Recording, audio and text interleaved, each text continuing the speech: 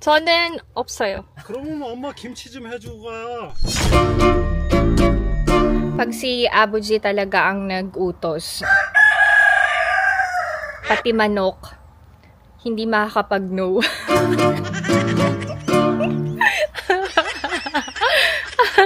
Thank you, Lord, sa napakabait na biyanan.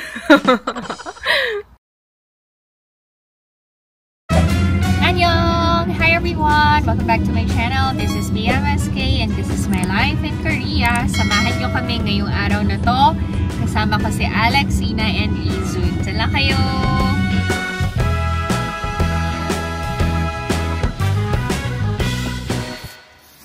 Nandito kami sa farm ngayon para bisitahin ang aking mga biyanan. Si Omoni nakalabas na ng ospital. Thank you, Lord.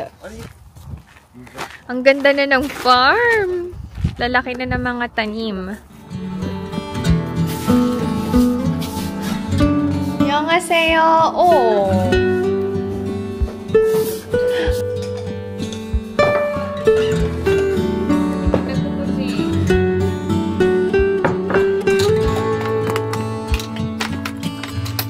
Nagluto si Omoni. Native chicken to.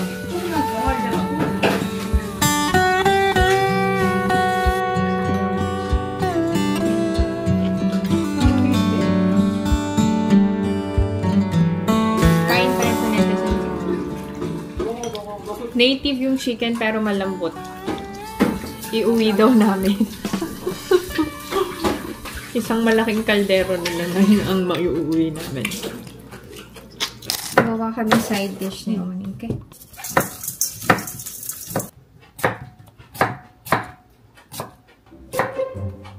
Dapat daw ganito. Ah, okay. 피해봐. 그러면 안 끓어요. 이렇게. 그럼 안 써지잖아. Pag daw mataas, hindi na.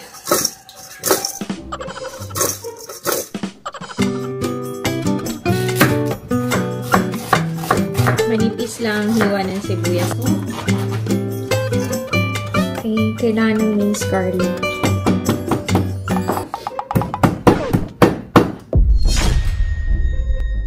Ano mo rin ayaw ko ni...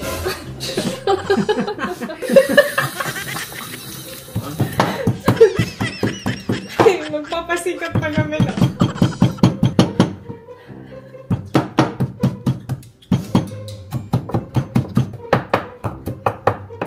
May sakit na yung gumawa.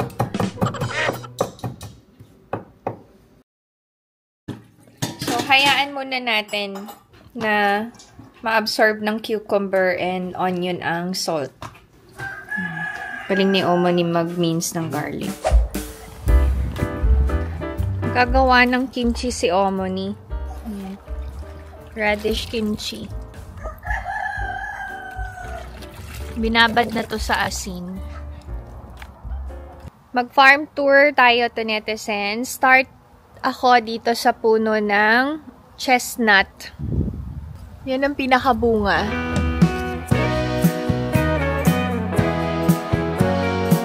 Would you believe? Kastanyas yan. Ito ang tinatawag na endunam. Para siyang aratilis.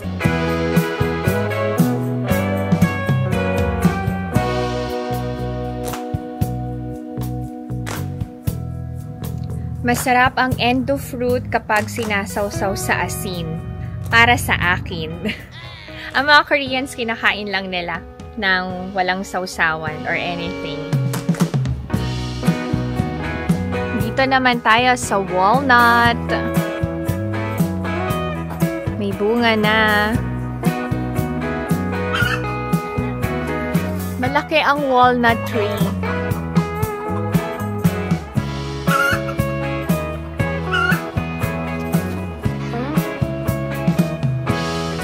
Nandito na tayo sa apple orchard. Ito na ang apple. Ito ang pinagtrabahuhan namin ng buong spring season. Hopefully this year, maganda ang harvest. Hulaan nyo kung anong puno to. Ding dong ding! Peach tree! May mga bunga na din.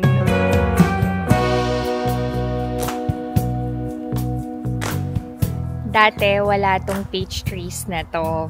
Pero, ang love language ni Abuji ay act of service. And alam niya na mahilig sa peach si Omoni. So, nagtanim siya ng ilang puno. Para every summer, ma-enjoy na ni Omoni and naming lahat yung peach na malalaki. Sweet ni Abuji, no?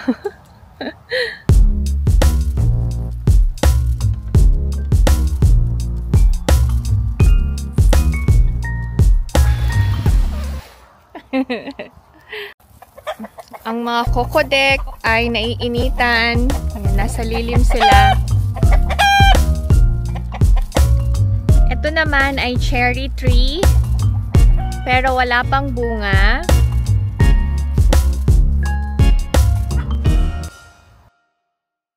Summer na talaga dito sa South Korea dahil ramdam na ang init.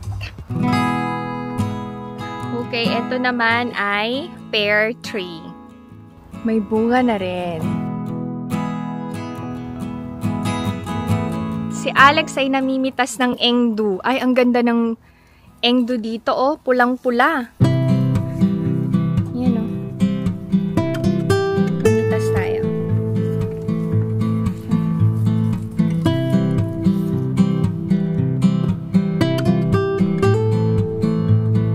Tinanim din to ni Abuji para kay Omoni. Ikot lang tayo ng mabilisan to, netizens. Papasok na tayo sa bahay. Ang init. Hindi na kaya. Walnut tree to. Ang laki na. Buhay na ang mga tanim dito sa farm. Pakita ko sa inyo yung tinanim namin ng family ko na cosmos. Nag-grow na. Sabi ni Abuji, kapag daw nag-grow yung tinanim namin, may bonus kami from him by autumn. Lasang! Tunetesens! Wow! Nag-grow! Oh, buhay na buhay sila! Thank you, Lord! Ito muna ang farm tour. Mainit na to, netizens. And gagawa kami ng side dish ni Omoni. Sama na kayo. Sala kayo. Siyempre, nagawa na ni Omoni. Ang bilis niya. Next time, i-share ko sa inyo paggawa nitong cucumber kimchi. Madali lang to. Nagawa ko na to sa vlog ko dati. Common na side dish ang cucumber every summer. Kasi panahon ng cucumber. Sarap. Si Omoni nakakabilib talaga. Kalalabas lang ng ospital. Nakagawa na ng iba't ibang side dishes. Uuwi na din kami kasi si Alex and Ijun may schedule sa salon.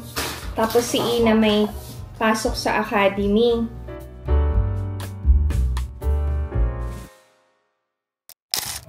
갈게요, 아버지. 애들 학원 때문에 올라가요. 학원 있어서 학원. 너도 학원 있어? 아니요. 저는 없어요. 그러면 엄마 김치 좀 해주고 가. 내일 올 거예요, 내일. 내일 오는 게 아니라 지금 다 썰어놨어. Pinaiwan ako ni Abuji. Tumulong daw ako kay Omoni. Nauna na sila Alex. Saka si Ina kasi may academy sila Ina. Okay. May schedule kasi si Alex and Ijun sa salon, kaya nagmamadali kami. Willing naman akong tumulong. Nagbe-base lang din ako sa schedule ng mga bata.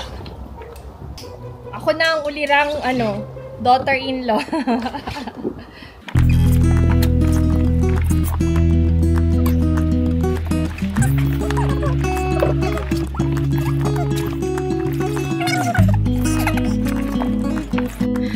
Isang malaking balde yan.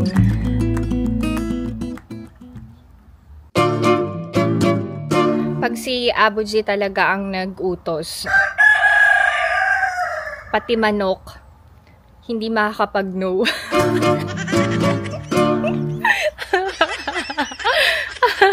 Thank you, Lord, sa napakabait na biyanan.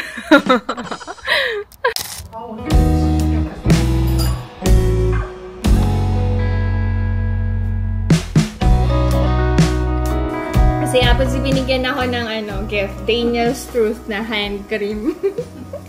Inutusan daw kasi niya ako. Tapos na kaming gumawa ng kimchi ni Omoni. Si Abot yatid ako sa station.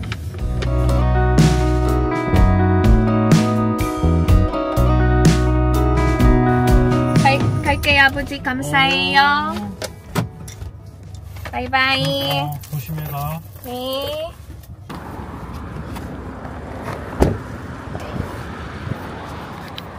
Okay. Nag-uusap ba kami ni Abuji sa sasakyan? Yes. Hindi ko lang ni-record kasi medyo seryoso yung usapan namin. I-share ko sa inyo yung maganda niyang sinabi. Sabi niya, yung mga maliliit na bagay na ginagawa ng mga anak sa magulang, sobrang laking bagay nun sa mga magulang. Like for example, sabi niya, yung pagtulong mo sa paggawa ng kimchi, para sa'yo tulong lang yon na maliit na bagay, pero kay Omoni mo, sobrang saya niya na yun.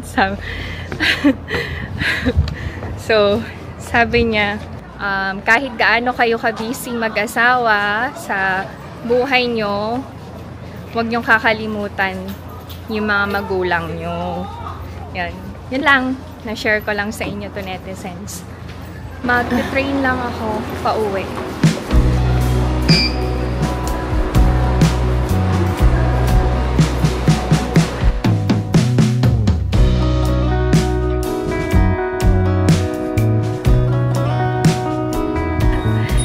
Nasa parlor na ang aking mokitok. Ay, kuko!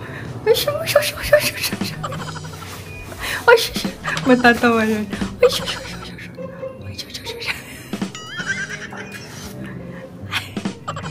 ay, ko.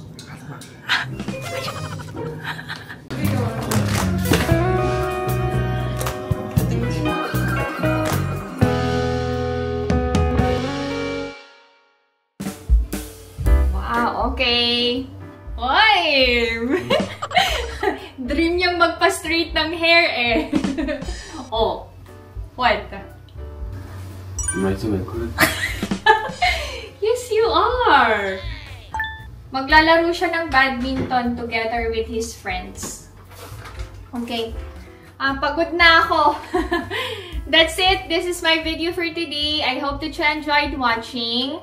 And thank you so much sa prayers nyo for Omoni. Mabilis yung recovery niya. If you enjoyed watching this video and new to my channel, please consider subscribing, like, and share. Stay safe, everyone. Bye! See you na nasa academy. Bye-bye. Bye-bye.